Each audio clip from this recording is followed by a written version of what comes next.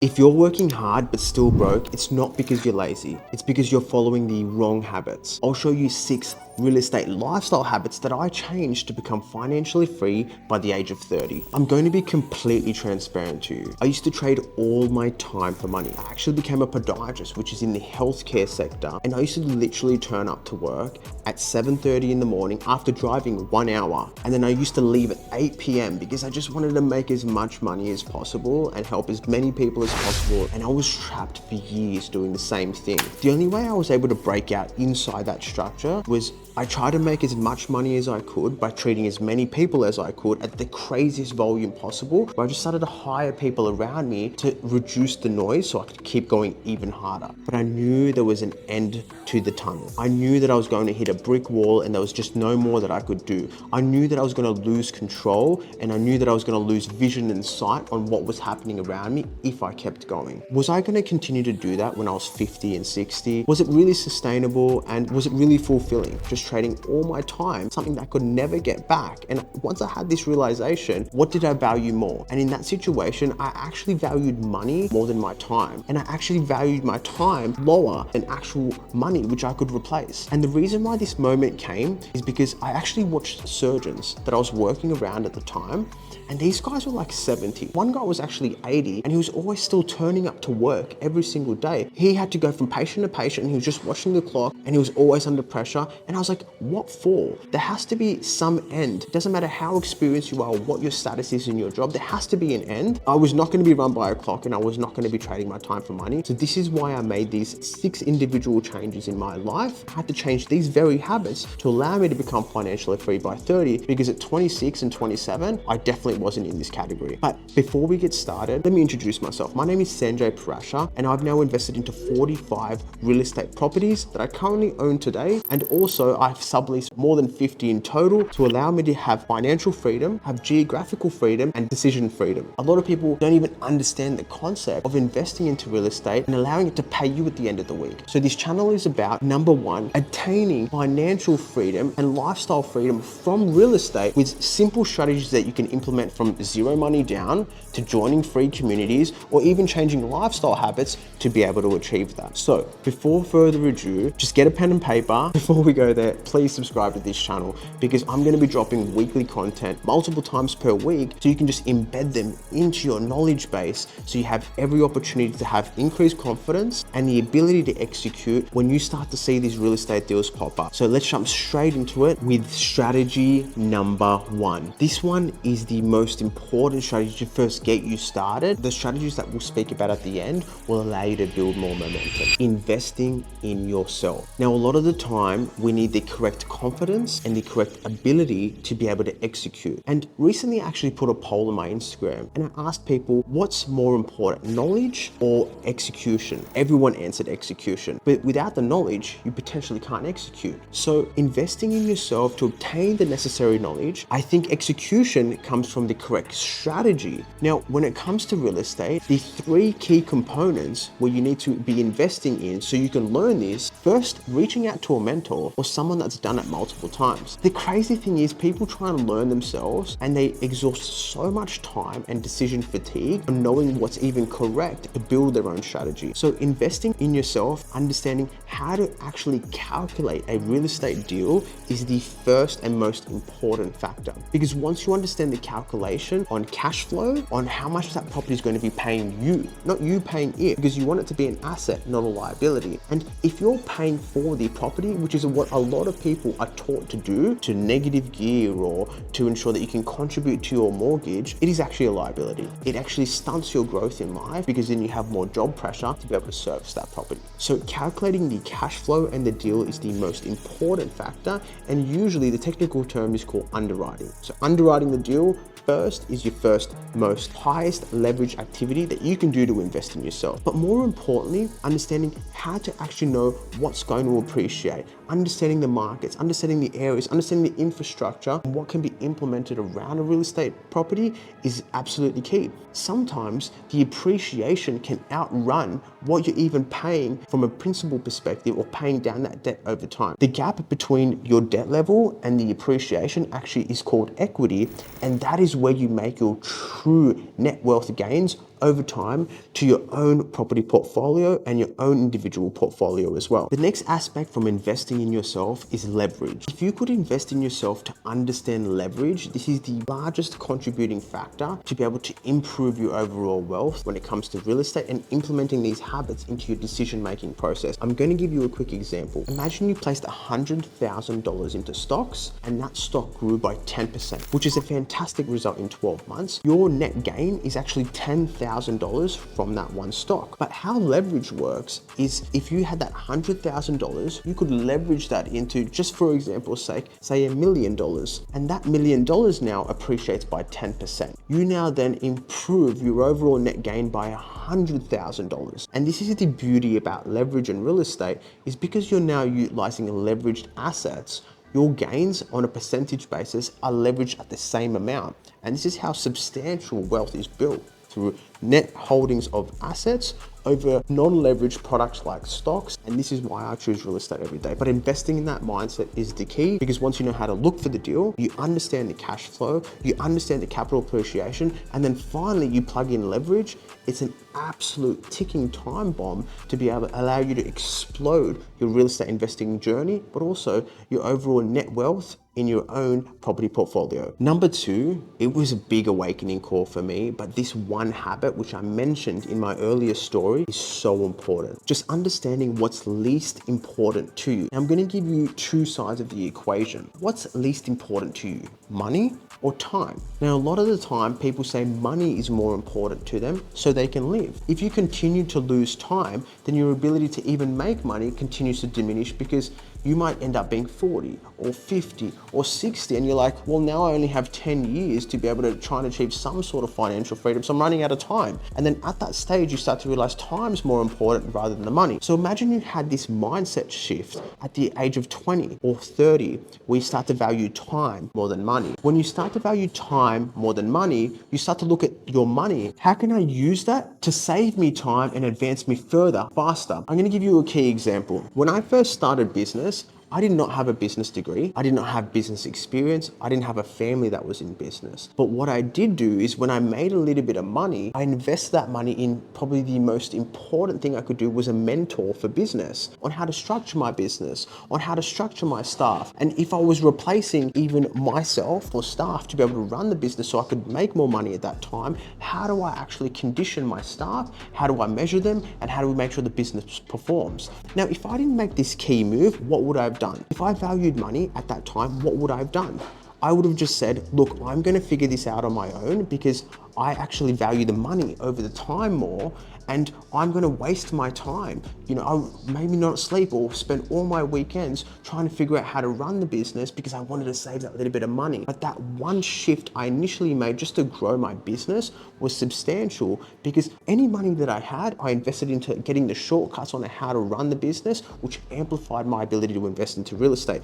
But I'll give you the second example. The second example is understanding how to underwrite the deal. I went to the most prolific real estate investors, and how I did this was I just looked at the biggest buildings in town, and I started meeting these amazing people that were doing the largest developments where I was living at the time in Wollongong, and I actually became friends with them. Just the information I would achieve from simple conversations, it literally blew my mind. Even simple strategies on how much money do I need to then go into the next real estate investment, or if I have X amount of capital saved up, do I deploy that? Is it worth more in my bank account or in the real estate deal? How do we cash flow the real estate? How do we improve the real estate? How do we revalue the real estate? What do I do if I'm in trouble when I'm purchasing the real estate? And all of these little nuggets that I achieved from just devaluing and understanding what was least important, I would just allocate my money, put it into the right structure, and learn from the best people. And from the best people, I'll then implement all those nuggets time and time after again to allow me to advance really quickly. So it's what you value the least. And in my situation, I valued money the least over time, because if I had more time, I could invest that even further to be able to get myself further. So that one change really actually blew my mind and actually propelled me 20 times greater in my early years compared to just putting a high amount of value on money. Habit number 3. This one's my favorite. It's thinking too small. Now let's just take it back and look at how society is structured.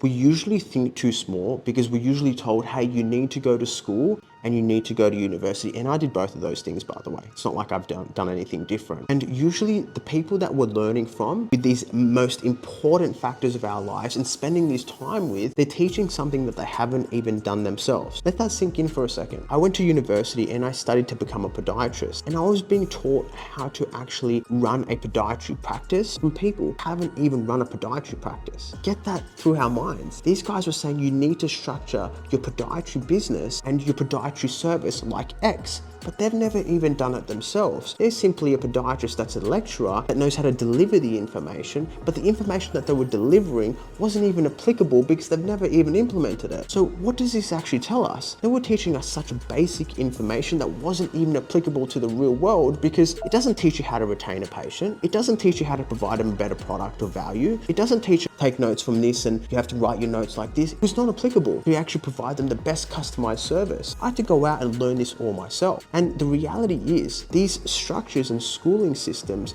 are actually teaching you how to do things from a cookie cutter method rather than customized to the actual product or niche. So this simple habit that we need to do is learning from someone that's done it multiple times, that's been extremely successful, that has the actual know-how, that's done it thousands of times at repetition, and that actually has success, actually has runs on the board, actually has something to show for it, because then you have the proof to be able to lean on. If I make this mistake, or if I fall off this way, or if I don't know how to do this, what would I do next? These lecturers and schooling systems don't have that. They just say, follow the steps, and it's a memory game. As long as you do this exam and you remember the rules we tell you, you have passed, and that makes you a great student. Usually that's not the case in real life. Life is very diverse and curveballs are always thrown at you, and those skills simply aren't taught to you. So learn from an expert, someone that's done it multiple times. They'll teach you more in 30 minutes that you'll learn more from a 4-year degree, believe it or not. Habit number 4.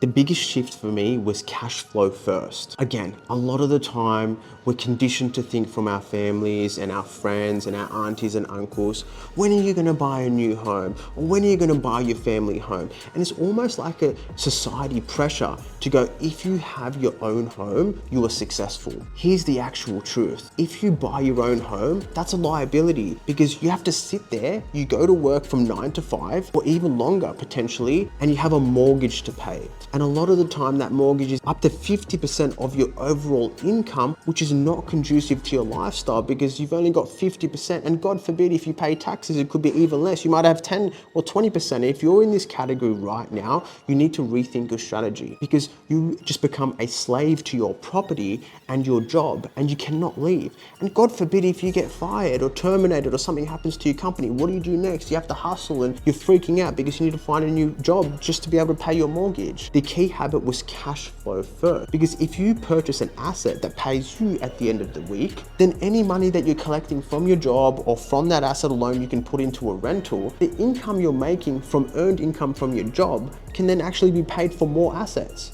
You can actually use the savings from your job to purchase more cash flow property, which then gives you more offsetted income, which then allows to pay for your rent and your lifestyle. So believe it or not, the overall structure on how this works is you want to purchase an asset that pays you at the end of the week. You want it to pay you so good that it can then pay your rent. And if it's now covering your lifestyle and your rent, any earned income that you make is for straight investments. Imagine you're put in that position. If you formalize cash flow first, the asset that you've actually purchased as well, that's going up in value. So you're building equity, and you can then start to leverage off the equity and your earned income, and it becomes this momentum effect, which is fully self-propelling, continuously forward, because you start to embed the strategy harder and deeper. But a lot of the time, people don't teach you this. If you understand cash flow, you understand ways you can cash flow your property, understand the strategies that you can implement, which is property specific. You can even turn a cash flow property from $400 per week to $1,000 per week based on the specific location and the best fit for the market or the end user that's going to be using that property. So reach out to someone that knows, or join our free school community. We've created a free school community for this very reason, for you to jump into that community, look at the strategies that the experts alongside myself are putting in there on a daily basis, so you can implement that in your own life for absolutely free.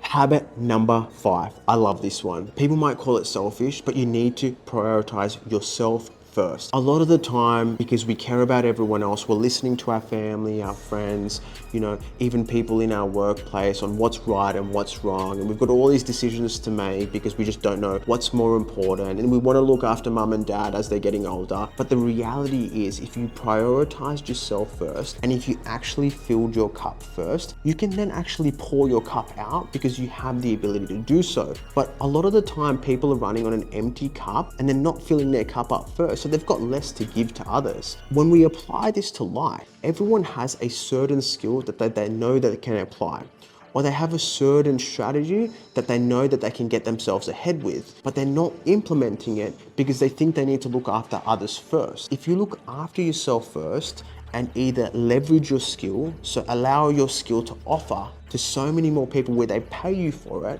because you're now starting to receive a higher level of income, you can then start to make better decisions for the people around you or yourself. And ideally, if you don't have a skill, but you have a means and an understanding on how to make cash flow or how to get yourself into a better position, focus on that solely, because you'll be surprised. You could change your whole life in 1 year if you just put your head down and you went as hard as you can and actually try to really improve your overall lifestyle and the actions that you take on a daily basis. So if you invested in yourself today, you'll be able to help not only yourself and others around you, but you need to make that key decision like I did to prioritize myself first, and then I could prioritize others. And it's really hard in a family dynamic, especially because why do you always think about yourself? But if they knew, or you could communicate the greater good on how this will improve everyone's life, you can then start to act with confidence and start to actually make smarter decisions so you stop getting pushed around by life. And habit number 6, my most important one, is having a plan and strategy in place that you stick to. I'll tell you what the usual problem is. Everyone has a 9-to-5 job. They don't know how to actually leave that 9-to-5 job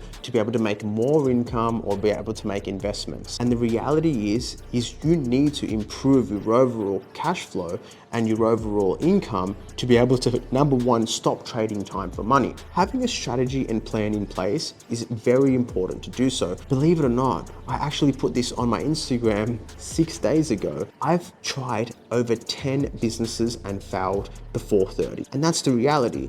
But before I jump into the next business, I make sure that I've got a security on anything that starts to do well before I make that shift. And the same applies. If I was going to do it again, I would ensure that I can build some sort of income before I decide to leave my actual 9-to-5 job. And easy ways you could do that is either leveraging your skill, as I explained earlier, or even something like subleasing, which I've done now multiple times, by renting out someone's property, improving the overall cash flow and the transformation of that property, utilizing that cash flow that you get from the short-term rentals, replace your 9-to-5 job so that you can then have stability to jump away and then start your investment journey. Once you get to that stage, you can then utilize that cash flow to give you back more time, so you can start to learn how to invest and how to make constructive decisions in your real estate pathway. And then you can then start to purchase assets because you've got really stable financial backing and ongoing cash flow, which you can now show with serviceability.